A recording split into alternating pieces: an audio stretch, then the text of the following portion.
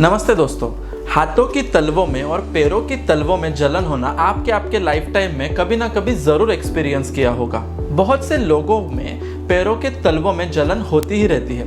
बोली भाषा में हम इसे कहते हैं पैरों में झुंझुनाहटपन आना या सुन्न हो जाना या मूंगें आ जाना। मेडिकल लैंग्वेज में इसी प्रॉब्लम को कहा जाता है बर्निंग फीट सिंड्रोम या पेरिफेरल न्यूरोपैथी। तो चलिए आज के इस वीडियो में बात करते हैं ये पैरों में तलवों में जो जलन होती है वो किन किन कारणों के वजह से होती है और उसके लिए हमें क्या घरेलू उपचार करने चाहिए।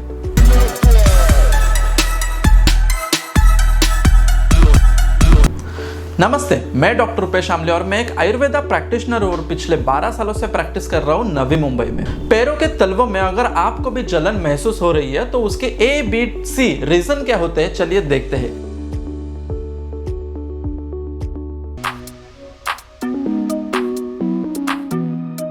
ए रीजन होता है अल्कोहलिक न्यूरोपैथी। जो लोग ज्यादा मात्रा में स्मोकिंग और अल्कोहल करते हैं ऐसे सारे व्यक्तियों में विटामिन B6 उनके नसों में से एब्जॉर्ब नहीं होता और इसी विटामिन B6 यानी पैराडॉक्सिन के डेफिशिएंसी की वजह से उनके पैरों में हो जाती है जलन।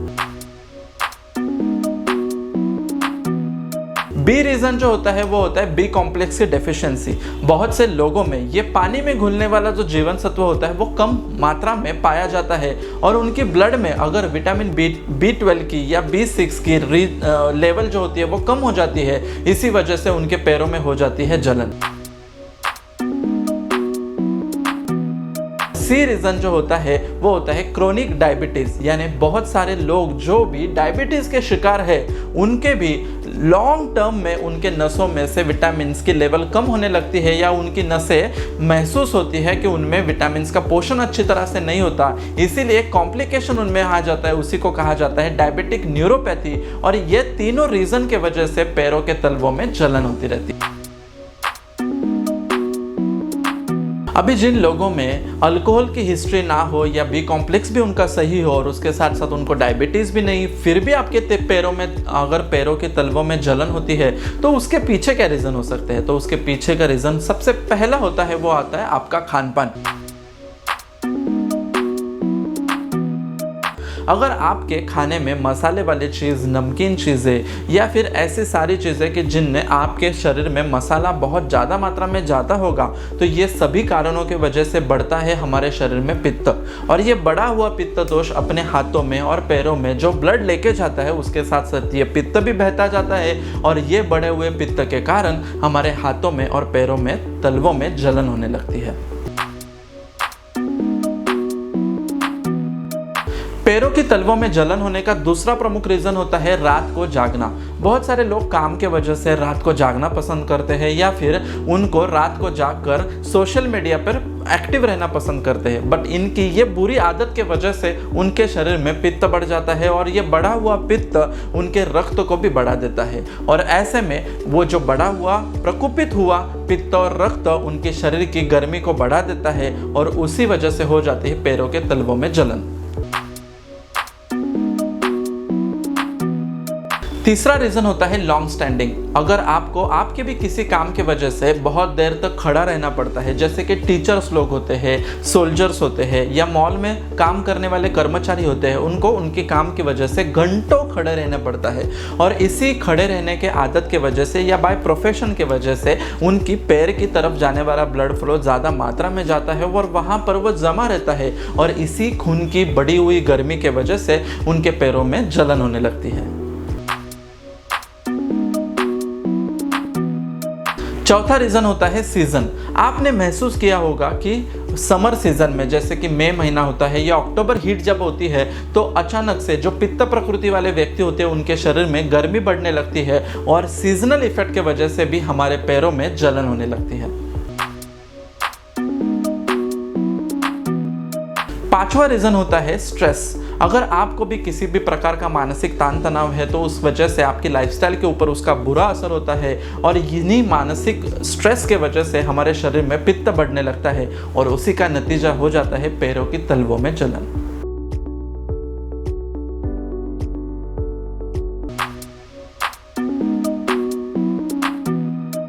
अगर आपके भी पैरों की तलवों में जलन होती है तो उसके लिए उपाय क्या करने चाहिए? तो उसके लिए सबसे पहला उपाय करना चाहिए अंजीर का शिरपाक। इसमें आपको सूखा अंजीर लेना होता है और इसी अंजीर का शिरपाक कैसे बनाना है चलिए देखते हैं। तो सूखा अंजीर आपको लेना है और ये सूखा अंजीर लगभग 2 से 3 अंजीर हमें रात भर भिगो के रखने हैं। भिगो के रखने के बाद सुबह उठकर उसकी पेस्ट बना लेना है। जैसे हम उसकी पेस्ट बना लेंगे तो लगभग 1 गिलास हमें दूध लेना है और उसको हल्का गैस पर गर्म करना है और उसी दूध में हमें ये अंजीर की जो पेस्ट है वो डाल देनी है और उसको अच्छी तरह से मिक्स करना है। जैसे ही मिक्स करके उसमें उसका जो दूध का जो क्वांटिटी है वो आधा लगभग हो जाएगा, उसके बाद गैस को बंद कर देना है और उसको लगभग 15 से 20 मिनट के लिए हल्का सा ठंडा होने के लिए रख देना है। इसी प्रकार से तैयार किया हुआ ये अंजीर शिरपाक हमें सुबह नाश्ता के बाद लेना है। अंजीर शिरपाक जैसे ही हम लेते हैं तो अंजीर में काफ़ी अच्छा मात्रा में calcium, magnesium, phosphorus, zinc, micronutrients परिपूर्ण होते हैं और अंजीर का शिरपाक जब तैयार किया हुआ नाश्ता हम सुबह लेते हैं तो इससे हमारी नसों की तरफ जाने वाला पोषण अच्छी मात्रा में बढ़ता है। हमारे खाने में या हमारे डाइट में जो भी माइक्रोन्यूट्रिएंट्स होते हैं वो हमारे नसों को मिलना चालू हो जाते हैं और नसों में होने वाली दिक्कत जैसे कि न्यूरोपैथी दूर होने लगती है और हमारे पैरों की तलवों की जलन कम होने लगती है। इसमें दूसरा उपाय होता है कोरिएंडर सीड्स। आपको 1 वाटी धनिया के बीज लेने होते हैं और इन्हें मिट्टी के कुल्हड़ में पानी में भिगो के रखने होते हैं। आपको लगभग 2 चम्मच धनिया के बीज 1 गिलास पानी में मिट्टी के कुल्हड़ में इनको भिगो कर रखने हैं। रात भर भिगोने के बाद सुबह उठकर ये इस मिट्टी के कुल्हड़ वाला जो पानी है वो हमें फिल्टर करके लेना है। इसमें धनिया के बीज लेने की ज़रूरत नहीं है। रात भर की जो प्रोसेस होती है इसमें क्या होता है, धनिया के बीज में या कोरिएंडर में जितने भी केमिकल कंस्टिट्यूएंट्स होते हैं वो केमिकल कंस्टिट्यूएंट्स वो पानी में आ जाते हैं और पानी में आने के बाद सुबह वो पानी फिल्टर किया हुआ सुबह अगर खाली पेट हम पीते हैं तो उसमें होने वाले सारे केमिकल न्यूट्रिएंट्स जो होते हैं वो हमारे शरीर को मिलते हैं। बेसिकली आयुर्वेद के कंसेप्ट के अनुसार धनिया जो होता है वो शीत प्रभावात्मक होता है और ऐसा पानी अगर हम सुबह सुबह हमारे शरीर में लेते हैं तो उससे हमारे शरीर में फैला हुआ और बढ़ा हुआ पित्त दोनों लेवल तक कम होने लगता है और पैरों के तलवों की जलन कम हो जाती है। हमारा शरीर जो होता है वो पंच महाभूतों से बना होता है और हमारे पैरों के तलवों में पृथ्वी तत्व होता है। जैसे ये जो पानी होता है मिट्टी के कुल्हड़ में भिगो के रखते हैं तो मिट्टी में होने वाला पार्थिव तत्व यानी पृथ्वी तत्व हमारे पैर के तलवों में होने वाले पृथ्वी तत्वों को कम करता है और उसी वजह से हमारे पैरों की तलवों की जलन कम होने लगती है। तीसरा जो उपाय होता है वो है लेप चिकित्सा। इसमें हमें करना क्या है, इसमें हमें कुछ ऐसे द्रव्य लेने हैं जो स्वभाव से ही शीत हो। तो इसमें हम ले सकते हैं गुड़ुचि, पद्मक, अरिष्ट, धान्यक और रक्तचंदन। इन सब पाउडर को मिक्स करके लेना है और उसकी अच्छी तरह से मिश्री तैयार कर लेनी है और इसी पाउडर को हमें दूध में या फिर रोज़ वाटर डाल के उसके अच्छे से पेस्ट बना लेनी है और इसी पेस्ट को हमें रात को सोते समय पैर के तलवों पर लगा देना है। पैर के तलवों पर लगाने के बाद हमें लगभग 2 से 3 घंटा इसको रखना है या पूरी रात भर हम रख सकते हैं। अगर आपकी पैरों के तलवों की जलन काफ़ी ज़्यादा मात्रा में है तो शुरुआत के दिनों में आप इसको रात भर रख सकते हो, अदरवाइज आपको इसको 2 से 3 घंटा रखना है। जैसे हम रखते हैं तो इसी पेस्ट में जो भी केमिकल कंस्टिट्यूएंट्स होते हैं वो हमारे स्वभाव से उसके स्वभाव से शरीर में जो बड़ा हुआ पित्त है उसको बाहर खींच लेता है और हमारे पैरों की तलवों की गर्मी कम हो जाती है, जलन कम हो जाती है। चौथा उपाय होता है पादाभ्यंग। योग शास्त्र के अनुसार लगभग 74,000 नाड़ियाँ हमारे पैरों से बहती है और हमारे पूरे शरीर को कंट्रोल करने का काम हमारे पैर के तलवे करते हैं। तो आपको अगर पैरों के तलवों में जलन है तो आपको पादाभ्यंग डेली बेसिस पे कराना चाहिए।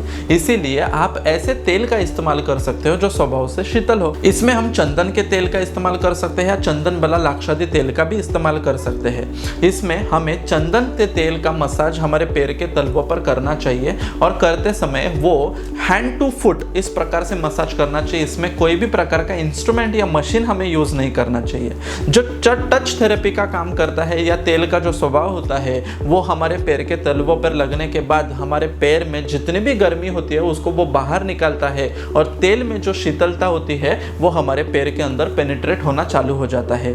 मसाज करते समय हमें ग्लाइडिंग और प्रेसिंग टेक्निक का इस्तेमाल करना चाहिए। ये टेक्निक की वजह से हमारे पैर में जो भी रिसेप्टर्स होते हैं वो एक्टिवेट हो जाते हैं, और जिन भी लोगों को ये जलन के साथ साथ नींद न आने की समस्या भी होती है वो समस्या भी काफ़ी हद तक दूर होने लगती है।